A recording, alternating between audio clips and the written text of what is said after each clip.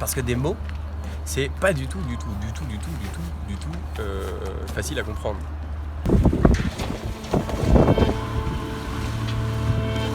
Tu m'étonnes.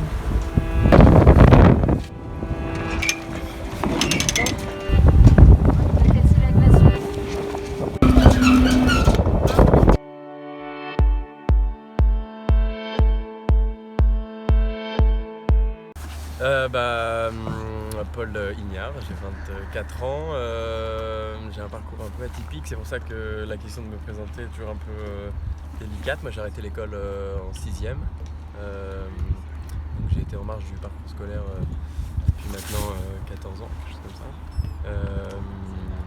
J'ai voyagé assez tôt dans des projets associatifs, puis j'ai eu des projets très vite perso. À 17 ans, j'ai monté mon plus gros projet qui a été de faire la route du Rhum c'est une course en solitaire, la plus grande course française. Projet qui s'est très bien passé. Donc voilà, ça a marqué ma vie, c'est pour ça que j'en parle. Et puis et puis énormément de projets. Ma vie fonctionne que de projets, parce que comme je suis pas allé à l'école, je suis pas dans un carcan de boulot, ni quoi que ce soit, ni de carrière. Donc effectivement, quand un projet s'arrête, généralement je pense un peu comme toi, il faut en lancer un, tu vois. Et là on est dans un projet un peu plus long terme, projet de tour du monde en équipage, où là on va plus aller travailler le vivre ensemble plus que le défi sportif. Mais donc voilà un peu en bref. Ok, merci. Et alors du coup, comment est-ce que toi tu fonctionnes quand tu as un projet? C'est quoi un peu les différentes étapes et comment ça marche, comment ça roule quoi? C'est assez simple et en même temps c'est hyper brouillon parce qu'il n'y a pas deux projets qui se ressemblent. Je crois qu'un projet d'abord c'est du rêve, c'est-à-dire qu'il faut toucher un truc, il faut une espèce de poussière d'étoile qui te tombe dessus, où tu te couches avec l'idée le soir et tu te réveilles avec le lendemain. C'est elle qui te permet de te donner la motivation, du temps et l'apprentissage pour le mener. Parce que tout projet va demander une phase d'apprentissage pour ramasser des connaissances. Ça pour moi, la base c'est le rêve, ça va être le créateur du projet. Donc il ne faut vraiment pas chercher à réduire cet embryon de projet qui est le pré-projet qui est le rêve, parce que c'est comment dire, j'ai perdu le fil de ma pensée là.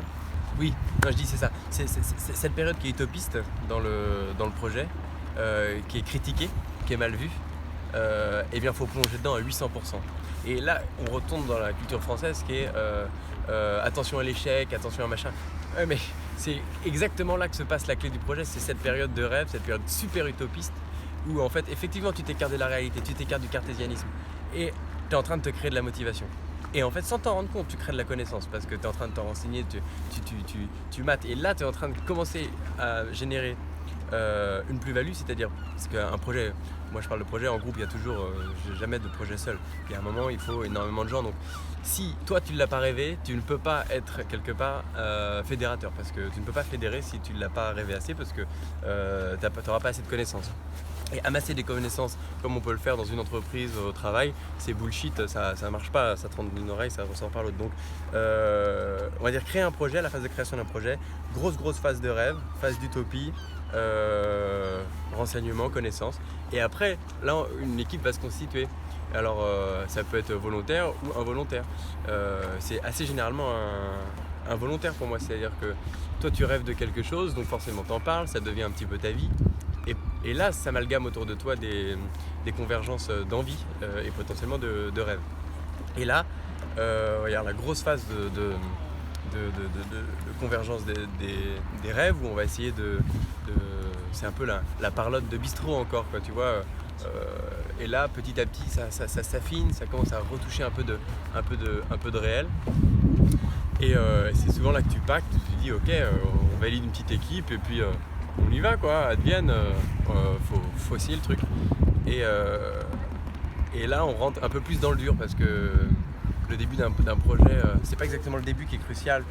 là, il va y avoir le début de la création, ça va être on met toutes les idées sur papier. Alors moi par exemple, la première chose que je fais c'est une carte heuristique, quoi. C'est un mapping sur Xmind, systématiquement. Hein. Et là je vais faire une multitude d'arborescences. Alors la première carte ça va être, je mets vraiment le tour du monde si c'est le cas, et puis on va voir c'est quoi le budget, c'est quoi le timing, c'est quoi les besoins, c'est quoi l'équipe, c'est quoi les problématiques, pourquoi on veut faire ça, etc. Pourquoi on part. Bon. Et après on va faire tout un tas d'arborescences comme ça pour essayer de sortir les idées, et surtout pas passer à côté d'une chose. C'est que lorsqu'il y a un personnage charismatique qui est le créateur d'un projet parce qu'il en a rêvé plus que les autres, ne doit surtout pas passer à côté du rêve des autres. Parce qu'il y a un moment, les chemins vont se séparer et là, le projet va collapser, il va perdre en puissance quelques mois plus tard, quand toi, tu vas plonger dans ton idée, quand tu vas vouloir être dans la réalisation, et les autres vont se rendre compte que c'est pas exactement de ça dont ils rêvaient. Et c'est le moment où il ne faut pas se louper, il faut comprendre les envies des autres et quelque part faire les compromis, réussir à être assez à l'écoute, malgré le fait quand on est chef de projet. Moi c'est mon caractère, je suis toujours dans un rôle de chef de projet, alors, sans forcément que ce soit l'objectif d'être chef de projet, mais peut-être charismatiquement. Et là il faut faire quelque part le compromis de dire le manque de connaissances de l'autre, même si l'autre a moins d'informations ou de connaissances sur le sujet, ok, on va aller dans cette direction parce que sinon ce projet ne se fera pas. On a besoin d'être ensemble, donc ok, il faut vraiment qu'on élargisse. Et là ça va être la phase un peu, je disais, on en a parlé tout à l'heure, de création. On va mettre tout un tas de choses sur le papier, alors on n'avance pas du tout vers l'objectif, mais on est en train quelque part de solidifier le projet. Et c'est encore un peu une phase utopiste. Puis quand cette phase se termine, là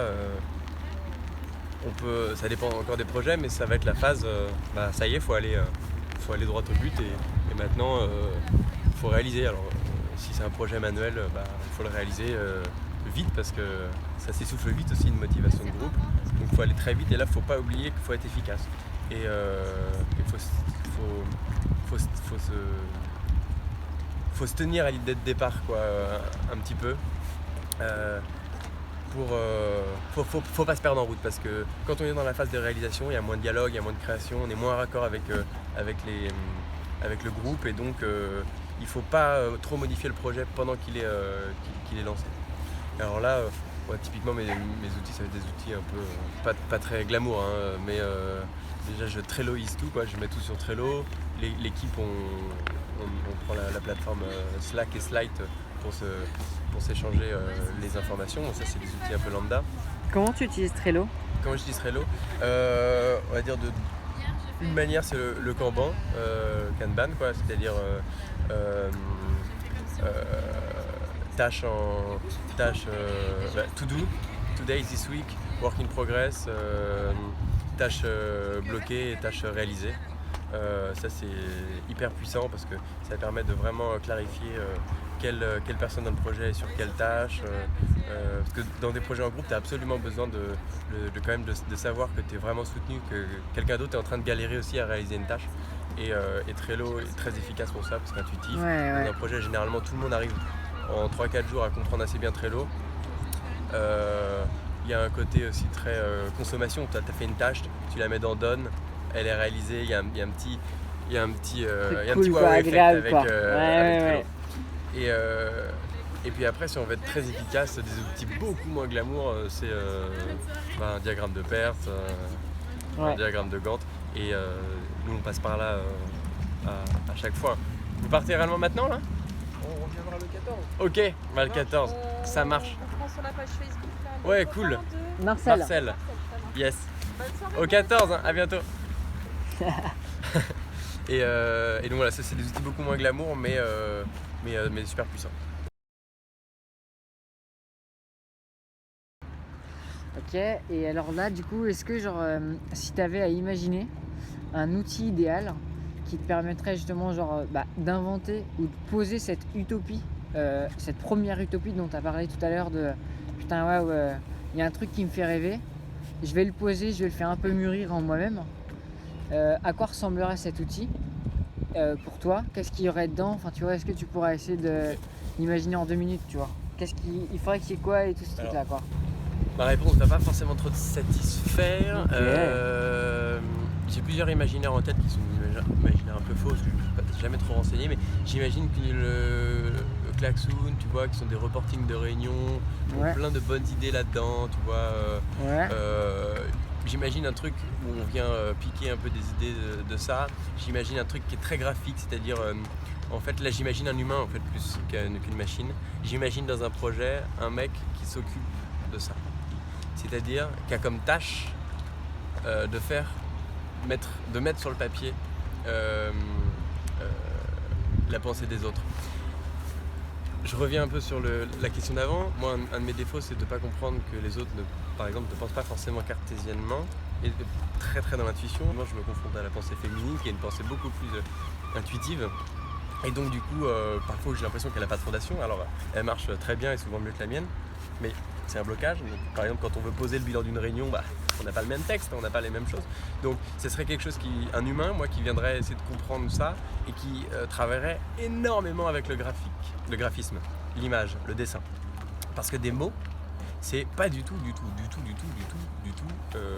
facile à comprendre. Et là, on tombe sur plein de problèmes. Un, des mots, c'est chiant et long à lire. Deux, si dans une phrase, je ne sais plus quelle étude sociolinguistique a étudié ça, on a plus de 20% des mots qui n'ont pas la même définition entre deux interlocuteurs. On est dans la fin du dialogue, on ne se comprend plus, on se rend compte que les gens arrêtent de parler parce qu'ils ne sont pas assez pertinents.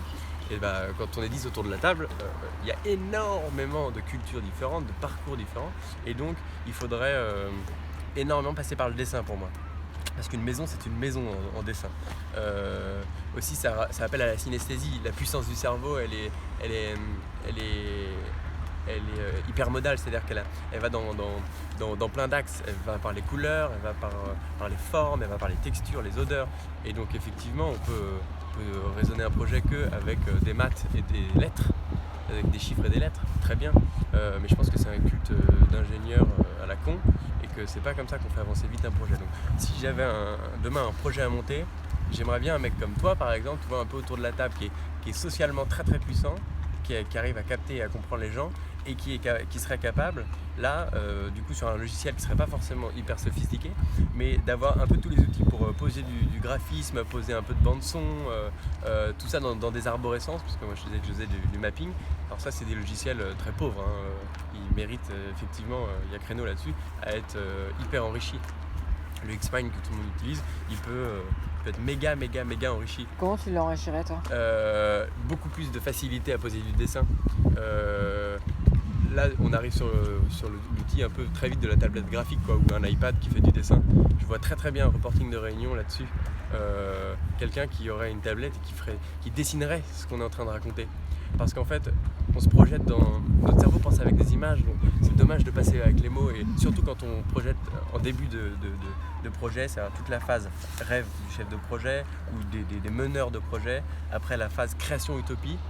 Là, on parle d'imaginaire, on se projette dans des images, des odeurs, des couleurs, que ce soit pour créer une application, que ce soit pour partir en voyage, que ce soit pour monter une entreprise. Il y a un moment, il y a du rêve. Et là, il faut absolument être certain qu'on rêve de la même chose. Quand on parle de créer une entreprise, il y en a qui vont rêver d'avoir une belle situation et de dire qu'ils font ça, d'autres d'avoir réellement monté un projet humain, d'autres de pouvoir dire que c'est eux qui fabriquent ça. Bon, ouais. Et là, si on arrive à basculer ça dans de l'image, dans du dessin, je pense qu'on peut très très vite se rendre compte qu'on ne dessine pas la même chose, ou qu'on n'est pas du tout raccord. Alors que dans des mots, on vit dans un monde où la langue de bois est en train de nous verrouiller. Et on peut se parler sans se comprendre. Tu me forward ça, on met 20% de mots anglais autour de réunions quand on a moins de 25 ans et qu'on a tous des iPhones, mais on peut plus se comprendre.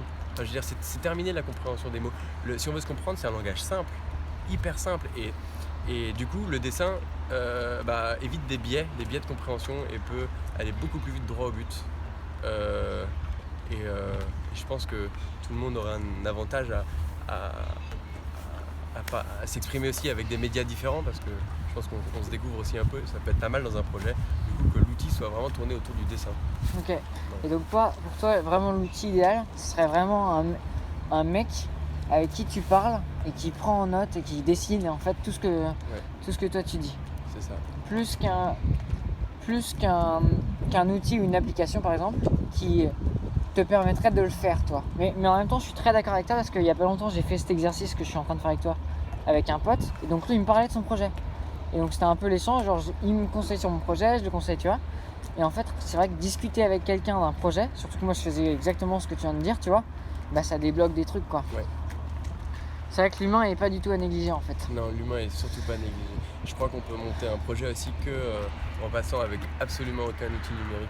Ouais. Je crois que l'outil numérique, c'est aussi pour se faire croire que, quand on sent qu'il y a des faiblesses, on a absolument besoin de poser les choses. Je pense qu'on pourrait franchement alléger la partie numérique dans les projets. Et je crois qu'on met beaucoup de numérique aussi parce que c'est souvent un projet chronophage et qu'on a besoin d'aller chercher la productivité chez les gens. Et en fait, aller chercher la productivité non naturelle, elle ne sera jamais très efficace. Là où un chef de projet, par exemple, a une productivité naturelle. Il a tout en tête, il sait quoi faire, il avance. Et lui, il peut ne rien mettre sur le papier. Enfin, 3 post-it sur le matin au petit-déj, il gère sa journée. Toi, c'est comme ça que tu fonctionnes? Moi, c'est comme ça que je fonctionne. Je peux avoir absolument rien d'écrit. Quand tu gères un projet, je veux dire, t'as tout en tête? Ouais, j'ai tout en tête. Alors, moi, je suis obligé de passer par les outils numériques parce que ça va être très vite mes défauts, c'est-à-dire du coup de ne pas assez être dans le dialogue parce que quand je suis dans un projet, je suis vraiment à 100%, donc je traite beaucoup de sujets dans la journée. Et donc, si je vois pas quelqu'un pendant 3 jours, il y a un décalage qui s'est fait. Un énorme décalage. Ouais. Donc, quelque part, le meilleur des outils aussi, ça serait de vivre ensemble quasiment, pour qu'il n'y ait pas de création de décalage. Ça serait peut-être de se dire que quelqu'un ne peut pas devenir productif tant qu'en fait il ne devient pas naturellement. Et que le jour où on arrive à tous être productif avec 3 post-it écrits le matin. Comment est-ce qu'on devient productif avec 3 post-it écrits le matin? Je crois que c'est une envie profonde que seul un psychanalyste pourrait décortiquer. Quand on met tant d'énergie dans un projet, je suis même pas sûr qu'on sache nous-mêmes pourquoi on la met et pourquoi on est si puissant, parce qu'il y a le conscient, mais il y a toute la puissance de notre cerveau. Pourquoi parfois on est hyper efficace?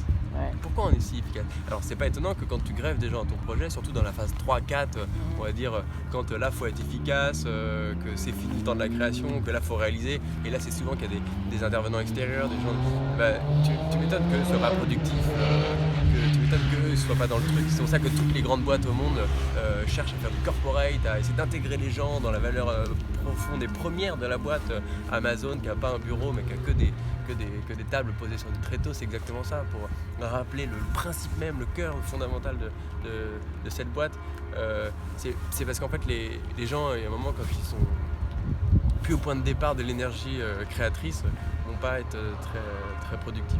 Mais je pense que c'est pas tant la problématique, on parle quand même du groupe restreint qui est à la création. Je crois que personne peut être aussi productif que le créateur de projet parce que quelque part il influence énormément la direction, etc. Et que ça émane de lui. Mais il faudrait vraiment plus s'interroger sur pourquoi on a besoin de mettre autant les choses sur papier, et pourquoi un café le matin avec 3 post-it ne pourrait pas suffire. Est-ce que tu vois, genre si par exemple, tu vois, genre moi ça c'est un peu l'idée que j'ai, tu vois, genre c'est une appli très simple, tu vois, très très visuelle. Et en gros, genre l'idée c'est que ça mobilise vraiment, tu vois, genre la partie du cerveau qui utilise des images, ce truc avec plein de métaphores, c'est blindé de ça. Et l'idée c'est le porteur de projet, tu vois, genre bam, il balance ses idées de base, tu vois, pour ensuite pouvoir les communiquer de façon hyper simple, tu vois, et que ça soit hyper clair pour lui, quoi. Mais en même temps, ce que tu dis, tu vois, genre c'est que ça peut se faire naturellement sans outils numériques. Mais aussi 2, et c'est ça aussi moi que je trouve intéressant avec l'outil que j'ai envie de développer, c'est qu'il y a la partie visuelle où l'autre, ah oui en fait c'est ça que tu veux faire, quoi. Et aussi la partie de, tu vois, en un clic, je peux t'envoyer le truc que je viens de le truc que j'ai entendu. C'est pas un dossier d'enculé, tu vois, où tu mets 20 minutes à lire.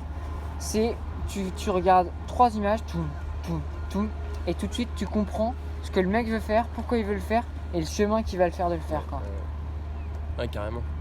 Et ouais, moi j'embarque tout de suite là-dedans parce que je critique les outils numériques, mais quelque part la critique de l'outil numérique ouvre une porte à la création d'un outil numérique que je ne critiquerai pas peut-être. Donc c'est qu'il y a un créneau et je comprends vraiment pourquoi tu te lances là-dedans. Là, ce que tu racontes, je sais pas pourquoi ça me fait penser à ça, mais peut-être parce que c'est un petit lien quand même. Vas-y. Je sais pas si tu avais suivi Aberkan, il avait, Idriss Aberkan? il avait monté une start-up. Je pense qu'il a pas Le levé les fonds. mimétisme là? Ouais, non. Non, il a enfin, Internet, sur sandwich? sur son sandwich, ouais. Ouais. Et ça, c'est pas mal. Je trouvais ça intéressant. À un moment, je me suis même dit quand je serais bien avancé un peu dans le projet, je dirais le. Ouais. Ouais. Bah ouais, tu vois, là, ça me fait penser un peu à ça, ce que tu racontes, c'est-à-dire. Mais parce que lui, en fait, son que là, truc était énorme. Tout hein, ce que tu racontes, c'est ouais. du parcours utilisateur, quoi. Ouais. C'est comment faire une application qui a un parcours utilisateur intuitif, quoi. C'est-à-dire, effectivement, tu rentres et ça glisse, quoi. Ouais. Et lui, c'est ce qu'il a voulu faire avec la connaissance, quoi. C'est-à-dire que. Mais en fait, ouais, carrément, c'est clair et net. Mais lui aussi, genre, c'est énorme. Hein. Le projet en lui-même, tu vois, parce qu'en fait, il mobilise tout Internet et gigantissime, quoi. Il est trop bien, mais il est gigantissime. Enfin, tu vois, genre. Ouais, ça m'étonne pas. Faut aller chercher tous les moteurs de recherche, avoir la permission d'aller dans les recherches des jeux. Enfin, ça demande des données. Mais ça se trouve, il a planté une graine d'enculé. Ouais. Sur Internet, dans 10 ans, c'est ça, quoi. Mais peut-être que dans 10 ans, c'est ça, ouais. Carrément. Okay. Surtout que là, on peut imaginer, on dérape, mais dans 10 ans, si on continue avec les restrictions on va dire liberticides d'Internet, c'est beaucoup plus simple de proposer un sandwich de connaissances plutôt que le monde de la connaissance. Et donc, parce que le sandwich de connaissances, il est truqué. Il y a un biais déjà. Donc on peut vraiment imaginer qu'on aille là-dedans dans quelque chose de très négatif. Les choses les plus négatives sont toujours les plus belles idées généralement à la base. Donc c'est très possible qu'on aille là-dedans. Okay. On a un Internet beaucoup plus fermé. C'est ce qu'est en train de signer les Américains à l'appel, là, fermeture liberté. Est-ce que avant de terminer cette interview, tu as un mot que tu as envie de dire? Un mot que tu as envie de partager, un truc qui te vient là? Deux choses. Dans un projet, c'est une phrase que très connue, il y a 15 ans quand je l'ai entendue. C'est simple d'avoir des relations compliquées avec les gens et compliqué d'avoir des relations simples. Et je pense qu'il faut passer par l'étape de comprendre les clés pour avoir des relations simples et après vraiment y mettre de l'énergie. Si ça prend 80% de ta journée, tu le fais. Tu seras tellement plus productif avec les gens qui t'entourent. Deuxième chose,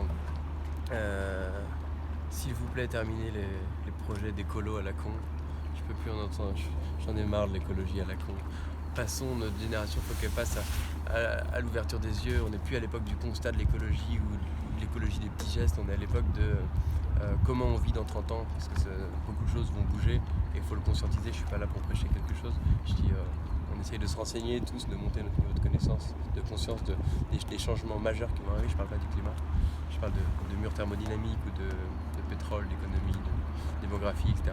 Et il faut penser le monde de demain absolument avec ce prisme. Il faut vraiment qu'on essaye d'aller ausculter les avenirs possibles par plein de projets différents. Mais s'il vous plaît, pas l'écologie. L'écologie, c'est terminé. Si demain on arrête tous de boire, manger, consommer dans le monde, le climat ne changera pas.